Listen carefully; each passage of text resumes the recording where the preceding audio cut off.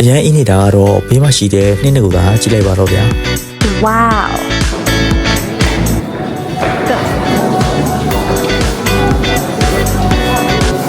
ကိုကတော့ roadway စီးဖို့အတွက်စောင့်နေတာဖြစ်ပါတယ်